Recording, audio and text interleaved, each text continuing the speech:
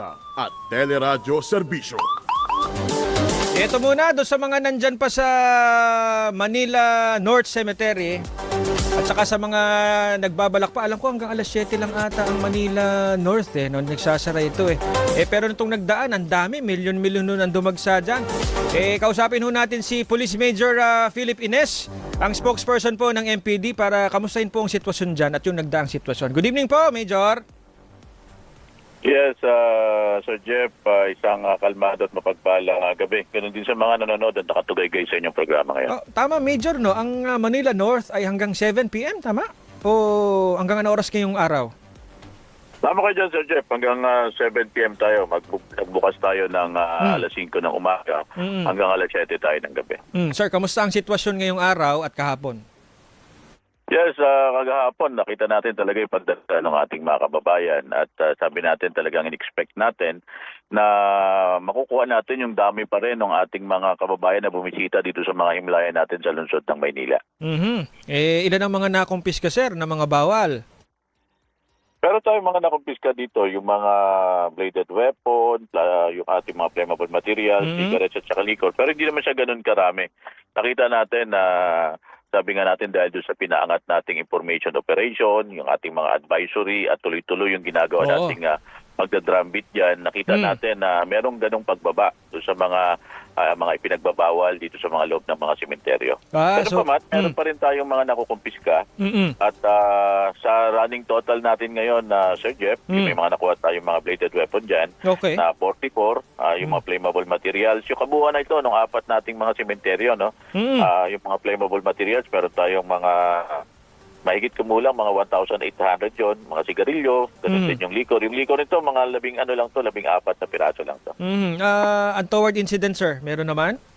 May so ngayon wala tayong naitalang kahit anong mga kaganapang pumukaw sa ating kamalayan at yun naman ang inaasahan natin na maitawid din natin ng maayos katulad ng nakaraang taon, noong Undas 2023, ganun din yung inaasahan natin yung taon 2024.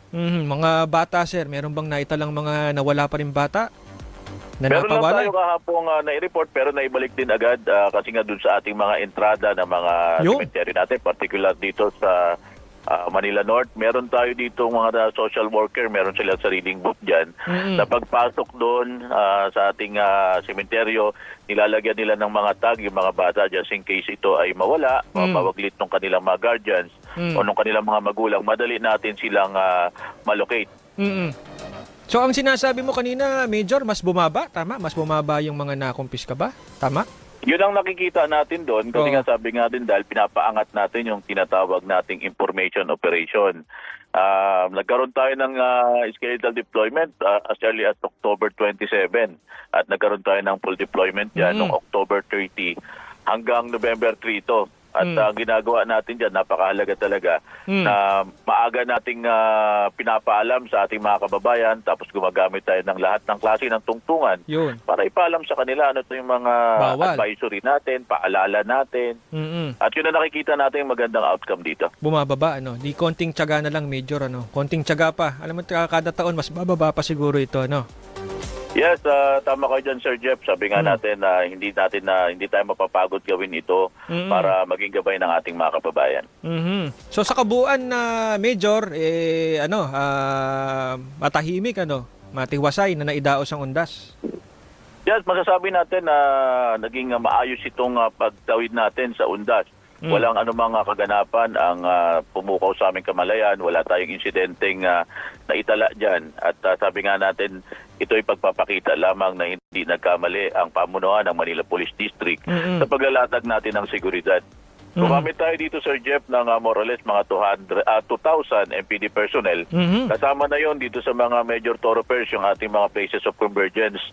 At ganun din sa ating mga sementeryo sa area natin. At hindi tayo tumitigil dun sa mga police-initiated operation natin. Tuloy-tuloy pa rin. Kaya sabi nga natin, hindi mapapagal ang katawan ng mga Police Maynila para paglingkuran ng ating mga kababayan. Tsaka naka-heightened pa rin tayo, Major, no? Yes, naka-full alert status tayo, Sir Jeff. Mhm. At ganun pa rin, sabi, tuloy-tuloy lang din yung ginagawa natin, yung mga anti-criminality campaign natin. Mhm. Kung saan yan, nakikita natin na may magaganda tayong accomplishment dito sa anti-illegal drugs, yung Station 4 natin. Okay, Sa yan. Block Police Station kung saan may malaki na naman silang huling illegal drugs dyan. Mm. Kahapon. Ibig Magkano? sabihin lang ito, kahit na busy tayo sa pagbabantay sa ating mga major thoroughfares dyan, sa mga sementeryo, hindi tayo tumitigil dito. Mhm. Major, since nandito ko na sa aking linya, cambio lang ako ng konti. Anong update doon sa 11 years old na bata na tinamaan ng ligaw na bala dyan sa Tondo? Yung huling bulletin natin doon, Sir Jeff, nasa ligtas na siyang kondisyon. buti naman. Hindi ko lang alam kung na-discharge sa hospital. Yun. Pero yung dalawang individual doon, yung parehas na itong na-identify, yung isa Okay. na huli natin, Mhm. at nasampahan na siya ng kaukulang reklamo sa tanggapan ng taga-usig. Sinampahan siya ng reklamong frustrated homicide at saka yung illegal possession of firearms, yung 100591. Oo. Nasa kustodiya siya ng Moriones Police Station Mhm. at hinihintay lang natin yung commitment order para maidala natin siya sa Manila City Jail. Mhm. Yung isa naman, identify natin, pero wala tayong update, sabi nga natin doon. Ganun pa man, isasampa pa rin yung kaukulang reklamo laban dito. Mhm. So, ibig sabihin out of danger na itong bata sa Yun balita. ang huling bulletin natin doon, Sir Jeff. Yun ang nabanggit sa atin nung nakaraan ng ating investigador Mhm. na nandun pa rin sa ospital pero nasa stable condition na. Naku, mabuti ng balita naman yan. Isa pa, Major, yung sa binugbog naman, yung namatay. Ito'y arrested no? Tama ba ako? Itong minor de edad din ito, binugbog ng SK? Kagawad ng SK? Oh, actually, nasampahan na rin yan ang kaukulang reklamo. Yun. But dalawa itong na-file natin ng kaso. Oo. At nung nakaraan, nandun sila sa kustodiya ng Manila Police District. Mm-mm. At para mag-undergo sa proseso ng pag-iimbestiga. Mm-mm. At naisampan na rin yung kaukulang reklamo laban sa kanila. Mhm. Ito, last na, Major. Itong nilabas na memorandum ng PNP, yung bawal ng mag-inom ng alak sa mga opisina. Siyempre, magko-comply ang MPD rito, no? Matagal nang tagubili niyan sa atin at alam naman natin na talagang ipinagbabawal yan. Ang sa atin dito, dapat sumunod tayo. Sabi nga natin hanggang tayo na paloob sa isang organisasyon kung saan may kautusan, direktiba at mga kaano pang mga bagay, kailangan nating sumunod. At kung hindi na natin kayang sumunod, sabi nga natin, malaki ang pintuan palabas.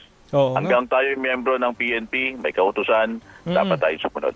Oo nga naman. Alright, maraming salamat. Police Major Filipines, ang spokesperson po ng MPD. Happy weekend sa'yo, Major. See you soon. Yes, Sir Jeff, maraming salamat. Muli sa ngalan ng aming Regional Director, Major General Sidney Ecernia, at ang aming punong taga-timon, Brigadier General Arnold Thomas Ibay. Makakaasa po kayo, maiba yung serbisyo para sa Manileño sa kalmadong gabi po. Alright, maraming salamat, Major Ines ng Manila Police District.